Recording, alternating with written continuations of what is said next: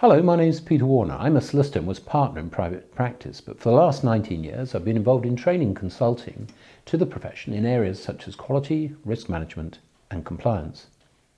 During my career I've had in-house roles as a risk manager with a professional indemnity insurer and more recently been involved in a pilot project with the Solicitors Regulation Authority.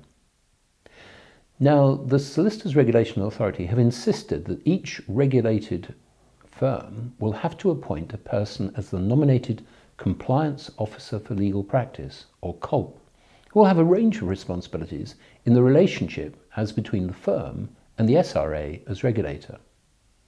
This training video runs for a total of 1.5 hours and tackles the regulatory obligations of both the firm, individuals within the firm, and the key role of the CoLP.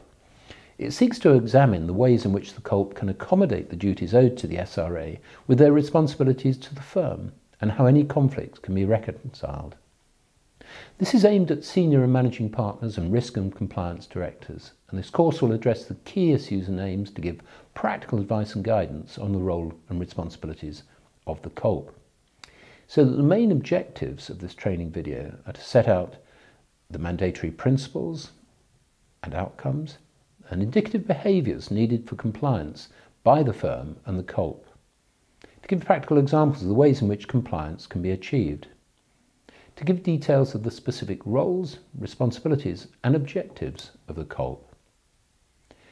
The contents of the video will include the following: a consideration of current rules, for example, Practice Rule 5 on business management, Rule 20 on rights and obligations, Rule 23 on the application of the rules.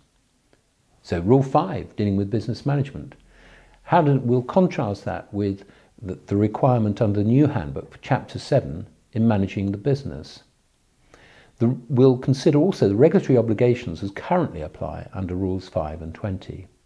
A consideration of the effect of Rule 23 and firm-based regulation.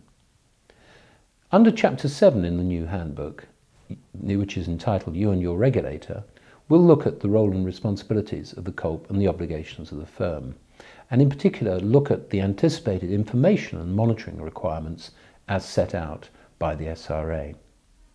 So the overall outcome is that viewers will gain an appreciation and understanding of the nature of the role and range of responsibilities that will lie with the CoLP and the practical steps that CoLPs can take to prepare for OFR in fulfilling their obligations.